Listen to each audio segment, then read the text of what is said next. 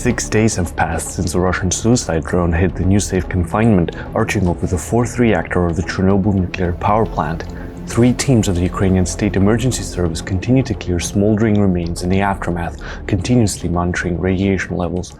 For the time being, the situation remains stable. Behind me, the new safe confinement, which took the brunt of the attack. It is shielding the whole continent from the nuclear fallout of the exposed reactor core that blew up in the disaster of April 1986. The drone was flying at an altitude of 85 meters, according to President Zelensky, a height which radars cannot detect. This gives us the opportunity to say today that if the radars cannot see at this height, they did it on purpose. This doesn't mean that somehow the drone changed direction, etc. Everything happens in times of war, but it is important that it was flying at such an altitude that the radars could not see it, and the strike was on the sarcophagus. This massive steel confinement over the old sarcophagus was put in place in 2016, the largest steel structure in the world. It was funded by over 40 countries, with the total cost of the project running over the 2 billion euros mark.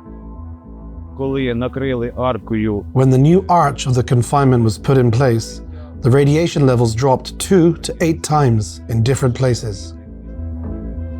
A purely humanitarian construction, the new safe confinement was not designed to withstand attack drones packed with high explosive charges. The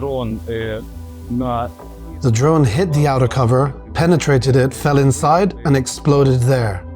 We will invite the appropriate construction institutions to draw up a project to reseal the damaged part of the confinement. The barrier, shielding the nuclear contamination, no longer functions as designed. You see what the enemy does. It strikes nuclear sites. That's the answer to many questions you might have. As far as we know, there is an agreement to avoid shooting down drones over nuclear power infrastructure. The Geneva Convention clearly states attacks against nuclear power plants are prohibited even if they constitute a military objective. However, Russia already violated this rule when it invaded and occupied the Chornobyl Exclusion Zone in 2022. The fragile surrounding ecosystem of the Exclusion Zone was significantly harmed in the aftermath of the Russian occupation, with estimates of around $1 million in damages. Moreover, the misinformed Russian soldiers dug trenches in the infamous Red Forest, one of the most contaminated places in the world.